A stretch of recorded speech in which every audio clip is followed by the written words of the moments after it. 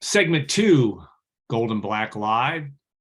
Our special guest here, Jerry Palm, is a busy man this time of year. He's a busy man all times of the year, but especially now as we get to the family of bracketologists and Joe Lunardi, Jerry Palm, Mike DeCourcy. I'm going to ask you a question. Yeah, you guys all get along. Now, you don't spend a lot of time worrying about what the other guys do, but man, all three of you guys, I don't know Joe Lunardi very well, but you're great guys and fun to be around, and it's always an interesting perspective. But you don't spend much time on anybody else but your own in terms of comparing what other guys are doing, I assume. No, I don't. I haven't got time for it. Even if I wanted to, I don't have time for it. A long time ago, in 93, I think Joe did his first bracket and I did mine in 94. And for 10 to 15 years, it was just the two of us. Yeah. And then the whole thing exploded. Now there's hundreds, so many people with a computer and too much time on their hands, which is how I got started. And now there's hundreds, and it's kind of funny to have watched this thing grow, out of something. I don't know what really, what got Joe started. For me, it was just trying to learn how to use some new technology, because my degree is computer science, of course. And it just turned into a hobby, into a job, into something weird. That degree is from Purdue University, by the way. So if you don't know, and he's of course a proud member of the All-American Marching Band and gets this chance to get on the field. And you've had a son, right? That's been in the band as well, correct? I have one as a freshman down there now in the band, and his older brother spent a year in the band as well. Yeah, very cool. And it will be September before long. I think it's Fresno State will be the opening game for Purdue football this year. We're not going to wish the summer away or wish the next few weeks of college basketball away, because it is a great time of year. Let's first talk about, you've been around Purdue sports and been to Mackey Arena many times over your life. Tomorrow night against Indiana will be a very, very special night, just because, you don't get a chance to win a Big Ten championship on your home court and against your rival. The Boilermakers did that back 6 years ago, and when they beat Indiana in 2017. But this has them, and you got a little bit of revenge motive too, because Purdue was beaten by Indiana 3 weeks ago. Talk about the game as you see it for tomorrow night, and what you're going to be watching for out of Purdue and Indiana. Well, I mean, the most obvious thing is that Purdue's got to take care of the basketball better than they did the first time. I mean, 11 first half turnovers. I think Zach had 5 for the game. It may not have all been in the first half, but that you get yourself in a hole, they're too good. You have a better chance of climbing out of it at home than you do maybe on the road, but they got to get off to a good start and take care of the basketball really for the entire game. That's the biggest thing. When Purdue has problems, it's because they don't take care of the basketball, and then they need to shoot well. It looks like Fletcher Lawyer's in a bit of a shooting slump right now. You kind of wonder if getting some freshman legs, maybe having this week off will be good for the team in regards to that. Just getting to rest a little bit, not having to grind out a game this week against somebody. Indiana's a good team. They're coming off a loss. Everybody will talk about Zach Edey versus Trace Jackson Davis, but I don't think that's where the game comes down. I think it comes down to the performance of the other guys for each of those teams. Whoever can take care of the basketball, whoever can get shots and open things up for their big guys in the post. And then, of course, Purdue's bread and butter is rebounding, which they've been able to do all year except at Maryland. I didn't get to see much of that game. I only saw about 7 minutes, but I did see Zach go up and try and rebound with one hand a couple of times. Yeah. I don't think he was just showing off. But the good thing is, and I'm just going to say this briefly, Big Ten officiating has been dismal this year, and not just at Purdue. I mean, I watch a lot of Big Ten. I watch games, in our league a lot, and it's just not been a good year, except when you get, like we had CBS in the house for Michigan State and the most recent big game, the Ohio State. Right, Ohio State game, right. And we get an A crew. And this is a Fox game, and Purdue and Indiana should get an A crew anyway because of the rivalry and the fact that they're both really good. But we have a better chance of getting an A crew, which means a well-officiated game, and the players get a chance to play basketball. And that's really the important thing. And we haven't had enough of that in the Big Ten this year. And in fact, I think the home game with Nebraska, which was never in doubt, was one of the worst officiated games I've seen in years in the Big Ten. It's just been a rough year for the officials in this league. Yeah, it has been that, and Purdue, there's been a lot of discussion about that. Fletcher Lawyer also disclosed a little bit this week, coming off a little bit of a calf injury. You don't know yet. And then, like, to your point, the fact that Purdue has 6 days off really helps. They have 5 more days off before they go to Wisconsin. I think that does give fatigue for young guys and for a team.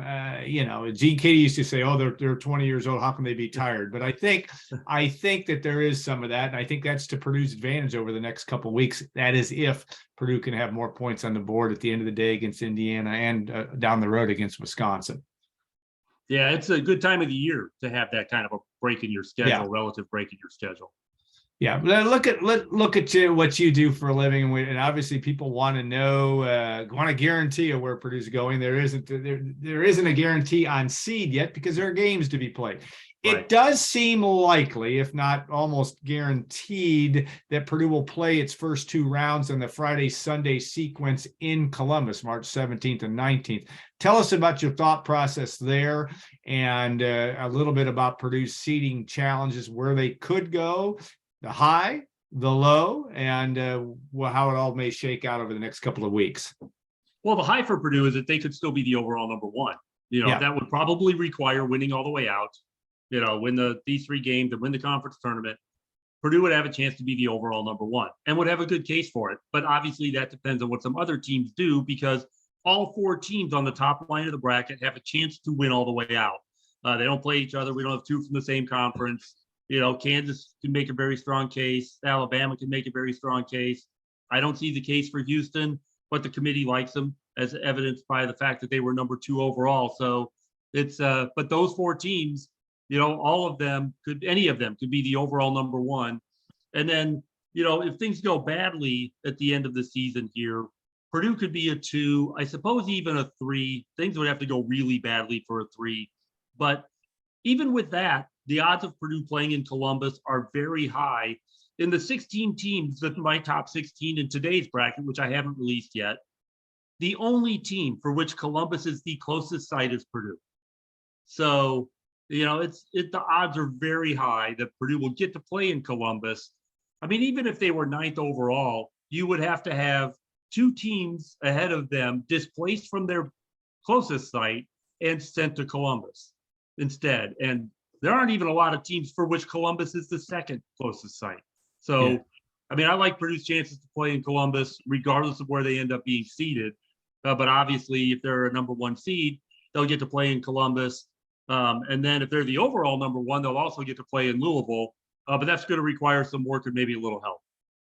Yeah, that's an interesting thing. And of course, the last thing you want to do in this tournament is count games and project yourself to the regional championships. But it is an interesting storyline, because if Purdue is the overall number 1 seed, right now, I'm not putting words in your mouth, but I'm guessing that you would have Alabama maybe going to Louisville for the round, and in Purdue maybe either in Kansas City or New York for the regional championships. But that is a big advantage. If you're Purdue, stating the obvious here, you don't want to be a number 2 seed and run into Kansas in Kansas City, for example. I mean, How do you view that, though? Is that as simple as that? If Purdue's the number 4 seed, they may end up on the West Coast in the regional championships. The number 4 overall seed on the 1 line, I mean. Yes, right. If you're the number 4 overall, you get what's left.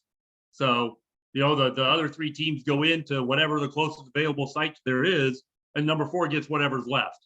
So, it could be Las Vegas then. Yeah. Purdue's number 4 overall. The committee put them in New York because they were 3rd, and New York was closer than Vegas to Purdue when they were put into the bracket. And that's really how it goes. It's a very regimented process, bracketing, and they're going to put teams close to home as long as they're following the other bracketing rules to do so. So, for example, if Purdue is 5 overall, they'll still go to Columbus, but then they could be placed in Louisville, except for if Alabama is still number 1 and in Louisville, 1 and 5 cannot be in the same region. Right. So then Purdue would get shipped away from Louisville again, because they could not be as number 5 in the same region as number 1. So there are bracketing rules and conference separation rules, which aren't going to apply to Purdue in their part of the bracket. But yeah, there's a lot. In fact, the conference separation rules, the bracket I did on Monday had Purdue as a number 1 and 4 Big Ten teams as either 8s or 9s. So that meant that Purdue had to be bracketed with one of their conference mates in an 8-9 game. And in order to do that, it has to be a team that Purdue only played once in the regular season. Is that right? I didn't know that. Okay. Yeah. So they would have, the committee would have a problem if, I mean, that would be a very unusual circumstance, but the committee would have a problem if they didn't have a team like that they could bracket with Purdue, and they'd have to ship one of them off the 8-9 line to get Purdue a team that they can play. And they haven't had to do that kind of a shift since they relaxed the bracketing rules about 7 or 8 years ago now. Of course, Michigan State and Northwestern. I don't think Northwestern's going to drop to an 8-9. I don't know though, and maybe you have a different opinion. But Michigan State would be a one game team. I guess that would be one. Rutgers is potentially. Rutgers is falling like a rock right now. Yeah. So interesting study. I learned something new today. That's a good thing. I did not know. I was going to ask you that question because it used to be back in the day, way back in the day, you couldn't meet your conference opponent to the Elite Eight, and I think it switched to the Sweet 16. But now it is it the round of 32? So it's based on how many times you've played a team in your conference. So if it's just once, it could be the round of 32. If it's twice, it can be the Sweet 16. If it's 3 times, then it's the Elite Eight is the earliest you could meet them. So, and they did that because all of these conferences were starting to get so big. You have 8-9 teams from a conference in the tournament, and you can't bracket under the old rules because there are too many teams. So they needed some more flexibility, and this is what they came up with. And they have not had to do a seed switch since that time to come up or to do the bracket. They used to have to do seed switches all the time to get teams from the same conference away from each other. So, and the Big Ten tournament counts as one of those games, right? So if Purdue could not, if Purdue plays Indiana 3 times, let's say, then they could not meet till the Elite Eight in the tournament. Okay, got it. I was told there'd be no math, but there's always a little bit of, you got to be able to think of logic, and there's nobody more logical than Jerry Palm in terms of this fascinating stuff. All right, what are your biggest, I mean, it's such a crazy year. There's no, as everybody says, there's no dominant team. There is no dominant team. What is your biggest, what are the biggest storylines as you go into, we're still 2 weeks away from Selection Sunday, but 2 weeks and 2 days, but who's counting? But what are some of the biggest storylines? Is it UCLA? Is it where they're going to finish up? I mean, obviously teams got games to play, but what are the things that they could really throw a wrench into all this? Yeah, for me, the biggest one is that there's no dominant team. The 4 number 1s have been my 4 number 1s, and I would bet, the committee talked about those 4 teams only for the top line. There was no doubt it was those 4 teams. The only question was which order could you put them in, and you can justify almost any order except for anything that has Houston ahead of Alabama because of a head-to-head result. But it's going to be, the tournament is always where matchups are really important, but I think it's going to be even more so this year because there isn't a team that can overwhelm a bad matchup with just talent. Yeah. That usually, like, I remember a couple of years ago, we had Gonzaga and Baylor and everybody else. And usually we've pinpointed 2 or 3 teams that are kind of separated from everybody else, or sometimes it's even 4. And while there seems to be a separation between this current top 4 and the rest of the bracket, at least in the mind of the committee so far, it's not a gulf. It's just a little bit.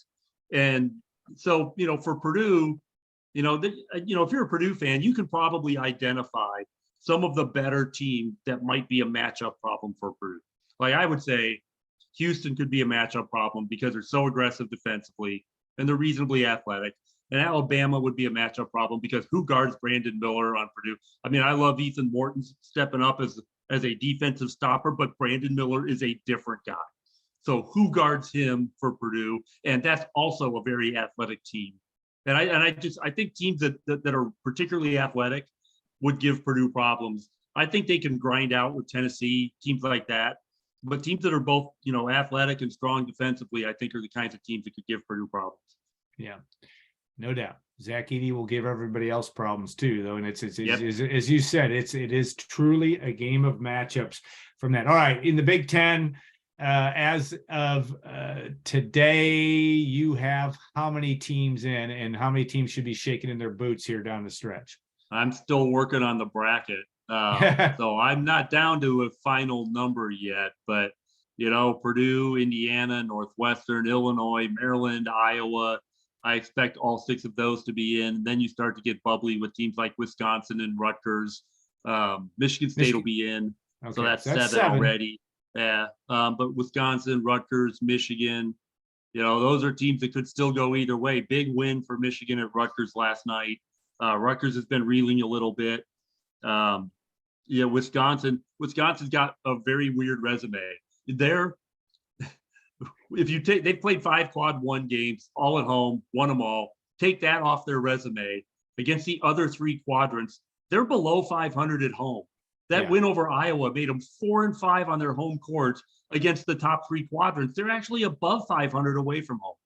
So, the Kohl Center has always been, a difficult place to play, but this year teams are going in there and winning, but then you got to watch out for them when they come to your place. So it's very weird season for Wisconsin. And they've had some health issues too. And they've got bad metrics. They're in the 70s of the net, but Rutgers was 77 last year and still got in. So you can't get too wrapped up in the metrics.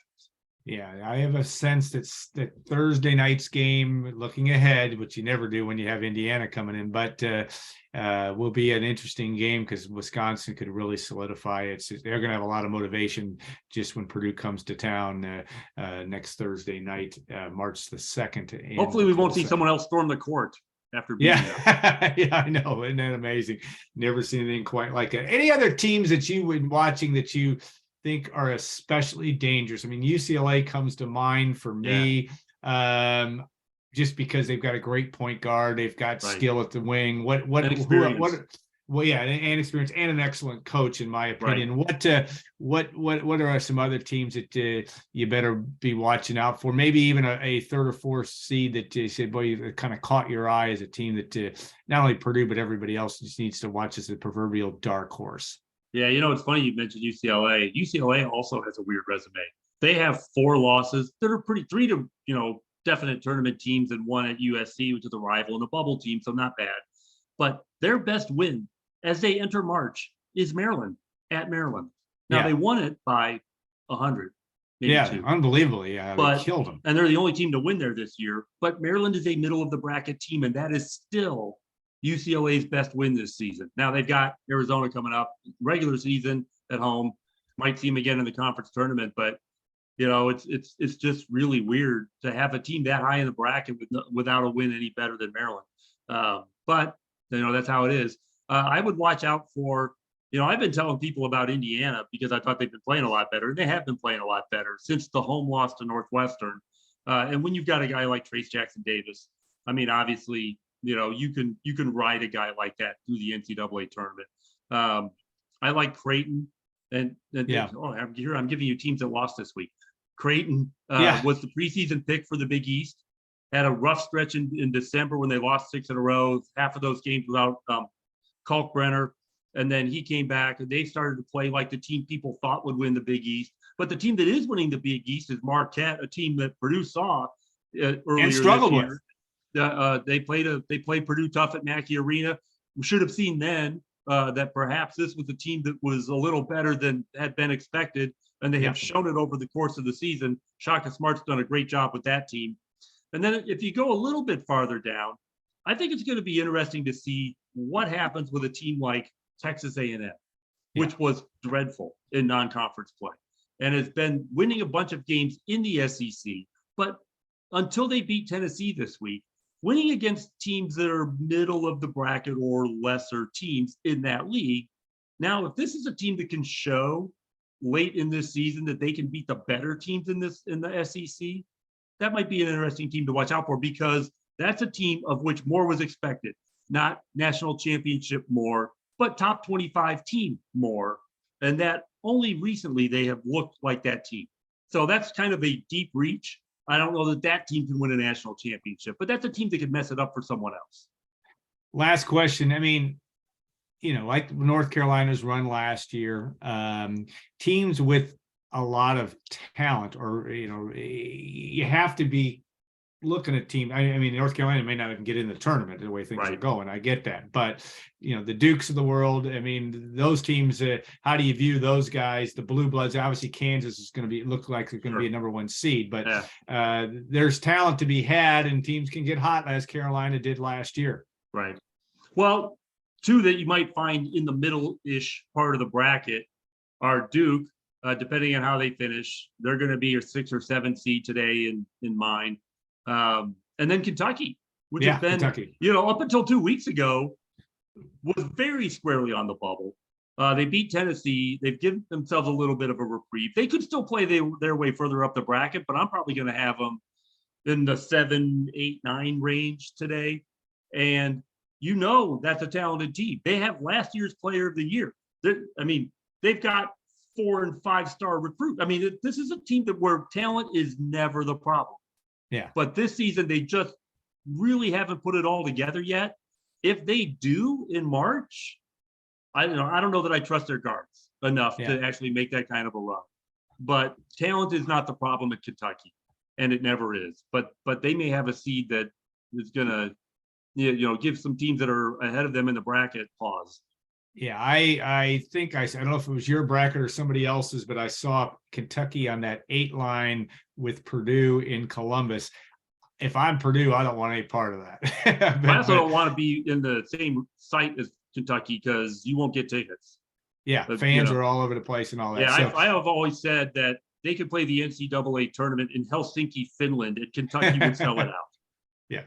Let's not borrow trouble from a Purdue perspective, but let's just, if you're a Purdue fan, you just hope that the Boilermakers finish strong with a game on Saturday night against Indiana, but also the rest of the conference schedule, and then let the chips roll where they may.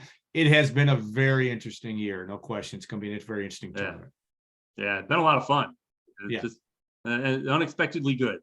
Yeah. All right, Jerry. Thanks so much for your time. We may hit you up again before this, but you're going to be on CBS's air as you get closer to. You said the weekend, the Big Ten tournament, you'll be there on as well, but throughout the NCAA as well. We love your work and we appreciate your time, and we'll look forward to seeing you in person. If not in Ross-Ade Stadium and Mackey Arena, we'll look forward to that as well. All right. Thank you. All right. We'll be back in a couple minutes for segment 3, Gold and Black Live. Stay tuned. Thanks to Triple X and State Farm. Triple X, place that Jerry Palm has probably frequented, but also State Farm agent Trent Johnson. We appreciate them as well. Stay tuned. We'll be back in 2 minutes.